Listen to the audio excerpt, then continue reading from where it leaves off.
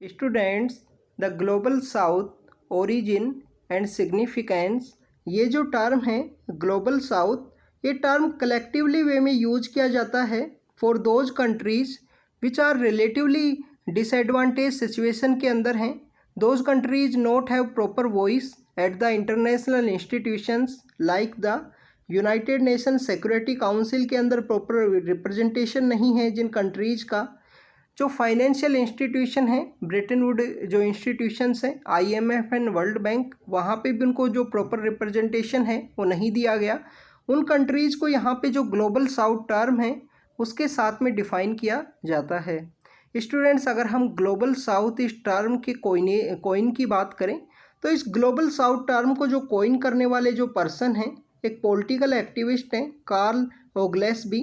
उनके द्वारा 1969 का जो समय है उस समय पहली बार इस टर्म को कोइन किया गया वियतनाम वॉर के समय, कि कैसे जो ग्लोबल नॉर्थ के जो कंट्रीज़ हैं उनके द्वारा ग्लोबल साउथ के कंट्रीज़ के ऊपर जो डोमिनेशन है वो देखने के लिए मिलता है।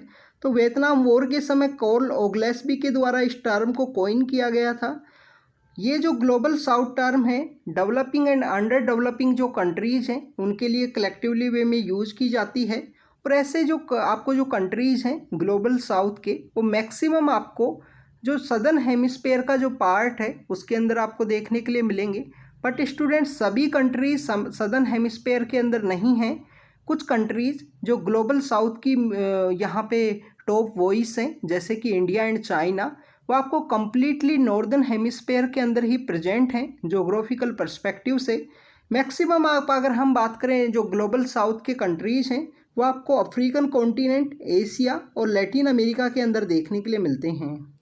अगर हम ग्लोबल साउथ के कंट्रीज़ का कंपेयर करें ग्लोबल नॉर्थ के कंट्रीज़ के साथ में, तो स्टूडेंट्स ग्लोबल साउथ के जो कंट्रीज़ के अंदर हायर लेवल ऑफ पॉवर्टी आपको देखने के लिए मिलती है, इनकम इनइक्वलिटी है, higher level of income inequality है।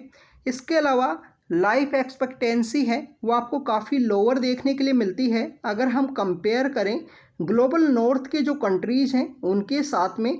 तो जो ग्लोबल साउथ के जो कंट्रीज़ हैं वहाँ पे पॉवर्टी अधिक है, इनकम का जो इनइक्वलिटी है वो आपको काफ़ी ज़्यादा देखने के लिए मिलेगी एंड लाइफ एक्सपेक्टेंसी है वो आपको काफ़ी लोअर देखने के लिए मिलती है। स्टूडेंट्स, 1980 के समय एक ब्रांट लाइन नाम का एक कॉन्सेप्ट आया था जिसके अंदर जोग्राफिकली वे में जो पुअर एंड रिच कंट्रीज़ हैं उनको यहाँ पे सेपरेट किया गया, रिलेटिवली उनको डिफाइन किया गया था ब्रांट लाइन के थ्रू। तो 1980 के समय यहाँ पे जोग्राफिकली वे में जो ग्लोबल साउथ के जो कंट्रीज़ हैं जो या ग्लोबल नॉर्थ की जो कंट्रीज़ हैं उनको यहाँ पे इकोनॉमिकल पर्सपेक्टिव से यहाँ पे दोनों को सेग्रीगेट किया गया। अगर हम बात करें कि जो जोग्राफिकली क्या ग्लोबल साउथ के कंट्रीज़ का डिफ़ाइन है, क्या वो सदर्न हेमिस्फेयर के अंदर ही पाए जाएंगे, तो student geographical point of view से जो ग्लोबल साउथ के जो कंट्रीज़ हैं उनको नहीं डिफ़ाइन किया गया है या प्रॉपर कोई जोग्राफी नहीं है क्या उसी के अंदर ये पाए जाएंगे। इसके अलावा अगर हम इंडिया का इन ग्लोबल साउथ के जो कंट्रीज़ हैं उनके साथ में एक अगर कॉमन लिंकेज की बात करें तो मैक्सिमम कंट्रीज़ का स्टूडेंट्स कॉलोनियल पास्ट है कि कभी ना कभी किसी की कॉलोनी हुआ करते थे। सोशियो इकोनॉमिक सिचुएशन भी आपको सिमिलर ही देखने के लिए मिलेगी ग्लोबल साउथ के जो कंट्रीज़ हैं उनका। और अंडर रिप्रेजेंटेशन जैसे कि यूनाइटेड नेशन सिक्योरिटी काउंसिल, जो फाइनेंशियल इंस्टीट्यूशन है वर्ल्ड बैंक एंड IMF। इसके अलावा स्टूडेंट्स ग्लोबल साउथ के जो कंट्रीज़ हैं उनका भी जो डायस्पोरा है वो डिफरेंट रीजन्स के अंदर पाया जाएगा। जैसे इंडिया का जो डायस्पोरा अलग अलग रीजन्स के अंदर आपको देखने के लिए मिलता है। अगर हम ग्लोबल साउथ इस टर्म के पॉपुलराइजेशन की बात करें तो स्टूडेंट जैसे ही यहाँ पे सोवियत यूनियन का कोलैप्स हुआ उसके बाद से ये जो टर्म है उसको कलेक्टिवली वे में यूज़ किया गया developing and under developing countries के लिए। क्योंकि जब सोवियत यूनियन हुआ करता था तो उस समय में स्टूडेंट्स यहाँ पे वर्ल्ड कम्प्लीटली 2 ब्लॉक्स के अंदर डिवाइड था और उसी समय में यहाँ पे जो ग्लोबल साउथ टर्म है उसको नहीं यूज किया जाता था। उस समय में आपको एक पॉपुलर टर्म देखने के लिए मिलती थी थर्ड वर्ल्ड कंट्रीज़। आपको थर्ड वर्ल्ड कंट्रीज़ के रूप में डिफ़ाइन किया जाता था उस समय जो अंडर डेवलपिंग कंट्रीज़ हैं या जो डेवलपिंग कंट्रीज़ हैं उनके लिए। जैसे ही सोवियत यूनियन का कोलैप्स होता है उसके बाद में जो थर्ड वर्ल्ड कंट्रीज़ हैं ये टर्म यहाँ पे आपको डिक्लाइनिंग फेज के अंदर देखने के लिए मिलेगा और ग्लोबल साउथ जो है वो पॉपुलराइज होती है। स्टूडेंट्स, ग्लोबल साउथ का यहाँ पे इमर्ज होने के बिहाइंड के रीजन ये भी हैं कि पॉलिटिकली आपको न्यूट्रल टर्म आपको देखने के लिए मिलेगी कि ऐसे कंट्रीज़ कोई भी ब्लॉक के साथ डिवाइड एसोसिएटेड नहीं हैं। ये कम्प्लीटली ऐसे कंट्रीज़ हैं जिनकी प्रॉब्लम्स कुछ एसोसिएटेड हैं, डेवलपिंग एंड अंडर डेवलपिंग की जो प्रॉब्लम्स हैं उनके साथ एसोसिएटेड हैं, जैसे कि पॉवर्टी, इनइक्वलिटी हुआ, नेचुरल रिसोर्सेज की कमी हुआ, एनर्जी एंड क्लाइमेट चेंज के इश्यूज़। काफ़ी सारे जो इश्यूज़ हैं वो आपको इन ग्लोबल साउथ के कंट्रीज़ के साथ में एसोसिएट देखने के लिए मिलेंगे। अगर हम प्रेजेंट कंटेक्स्ट के अंदर बात करें ग्लोबल साउथ के कंट्रीज़ का, तो स्टूडेंट्स ग्लोबल साउथ के कुछ कंट्रीज़ ऐसे हैं जिन्होंने अपनी जो वॉइस है वो प्रॉपर हर एक प्लेटफॉर्म के ऊपर रेज की है। इवन इनका जो डिप्लोमेटिक जो डायस्पोरा है वो भी यहाँ पे इंक्रीज हुआ है कि कुछ ग्लोबल साउथ के ऐसे कंट्रीज़ हैं जिन्होंने अपनी जो political muscles and diplomatic muscles हैं उनको कम्प्लीटली फ्लेक्सिबल यूज किया है ग्लोबल साउथ के कुछ कंट्रीज़ के द्वारा, जिसके अंदर चाइना है, इंडिया है, इंडोनेशिया है। ये कुछ ऐसे कंट्रीज़ हैं ग्लोबल साउथ के कि जिनका प्रॉपर रिप्रेजेंटेशन आपको देखने के लिए मिलेगा।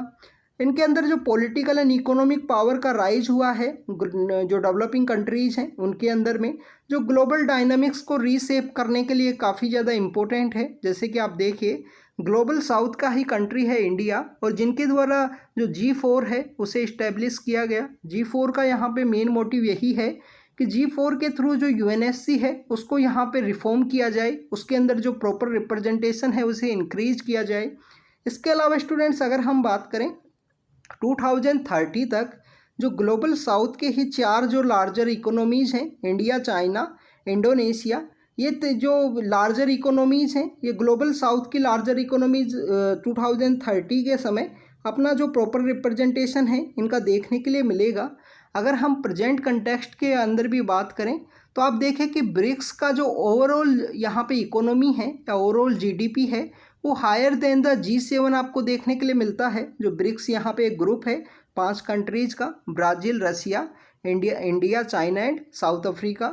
इसके अलावा स्टूडेंट्स आप देखिए कि कुछ ऐसे कंट्रीज़ हैं जो इमर्ज हुए हैं ग्लोबल साउथ से, जैसे कि बीजिंग का जो यहाँ पे सिटी है, कुछ ऐसे सिटीज़ हैं ग्लोबल साउथ के जिसमें चाइना का जो बीजिंग है वो यहाँ पे इमर्ज हुआ है, और डेट मोर यहाँ पे इकोनॉमिक पर्सपेक्टिव से मोर डोमिनेटिंग है। अगर हम कंपेयर करें ग्लोबल नॉर्थ का जो सिटी है नॉर्थ न्यूयॉर्क से अगर हम कंपेयर करें तो मोर यहाँ पे जो इकोनॉमिकली डेवलप है बीजिंग। तो स्टूडेंट्स ये प्रेजेंट कंटेक्स्ट है ग्लोबल साउथ के जो कंट्रीज़ हैं उनका, कि इन्होंने अपनी जो इकोनॉमी है उसे रीसेप किया है। इंस्टीट्यूशन रिफॉर्म्स की इनकी डिमांड आपको देखने के लिए मिलती है। इसके अलावा स्टूडेंट जो यहाँ पे ग्लोबल साउथ के जो कुछ इकोनॉमीज़ है वो मोर डेवलपिंग है। 2030 तक यहाँ पे वो एज ए डेवलप्ड कंट्री के रूप में अपने आप को इस्टेब्लिश करेंगे, जिसमें इंडोनेशिया है, इंडिया है, चाइना है। और इसके अलावा यहाँ पे जो ब्रिक्स है इनका एक ग्रुप है ग्लोबल साउथ के जो डेवलपिंग कंट्रीज़ हैं उनका। ब्रिक्स के थ्रू यहाँ पे मोर पावरफुल है। अगर हम कंपेयर करें G7 की टोटल ओवरऑल इकोनॉमी से तो मोर पावरफुल है ब्रिक्स। तो student this is all about the global south origin and present, उसका जो सिग्निफिकेंस है उसके बारे में हमने डिस्कस किया कि क्या कैसे पॉपुलर टर्म है, क्या प्रेजेंट कंटेक्स्ट है, उन्होंने इंस्टीट्यूशन रिफॉर्म्स की जो डिमांड है ग्लोबल साउथ के कंट्रीज़ की उन सब के बारे में डिस्कस किया। तो thank you students, thank you very much.